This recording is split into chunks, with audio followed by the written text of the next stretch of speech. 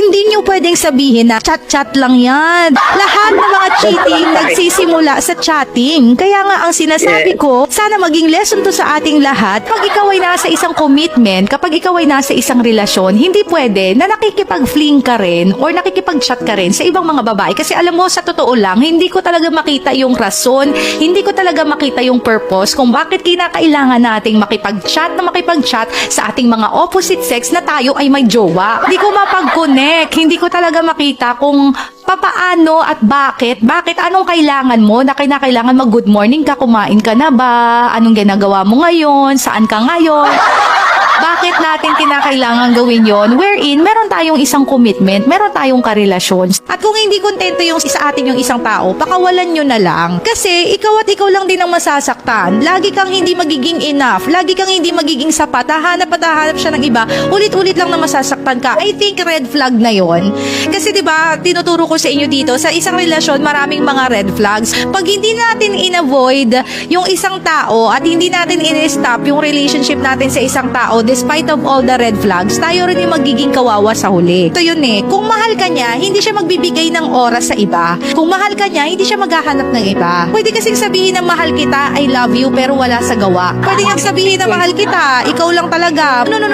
No. Kasi pwede natin sabihin sa isang tao na mahal natin siya, pero hindi naman nakikita sa ating gawa. Hindi nakikita sa gawa kasi anong ginagawa niya kapag wala ka? Bakit siya nakikipag-chat sa iba? Bakit naghahanap ng iba? Kasi kung mahal ka, sapat ka na eh. Sa mga taong mahal tayo, we will always be enough. Pero kung hindi ka sapat, kasi naghahanap ng iba, ibig sabihin, hindi ka mahal. Kasi kung mahal ka, kahit may mga kakulangan ka pa, tatanggapin niya yun kasi mahal ka eh. Pero yung point na naghahanap siya ng iba, bakit? Ibig sabihin, hindi siya kontento sa'yo. Ibig sabihin, hindi po yung pagmamahal niya sa'yo. Yun yung love eh. Yung totoong love is not when everything's perfect. Love is when there are imperfect situations with imperfect people, but then you still accept them, you still love them, you still care for them kahit na imperfect silang mga tao. Hindi lang natin minamahal ang isang tao kasi perfecto siya, kundi minamahal natin siya kasi tanggap natin siya. Minsan, nagmamahal tayo ng mga tao na iba sila mag-express ng love. Hindi man sila sweet pero faithful sila. Hindi man sila sweet pero loyal sila. Hindi man sila sweet pero laging nandyan para sa iyo. Hindi man sila sweet pero nagtatrabaho sila para ma-provide yung pangangailangan mo kasi mahal ka nila. What we need to do is accept. I-accept natin na nagmahal tayo pero yung taong gusto natin, hindi tayo kayang mahalin katulad ng pagmamahal natin. Kailangan natin tanggapin. Everything begins and ends in acceptance. Kung hindi natin matatanggap yung nangyari, hindi talaga tayo makakapag-move on, di ba? Kasabay ng pag-accept mo,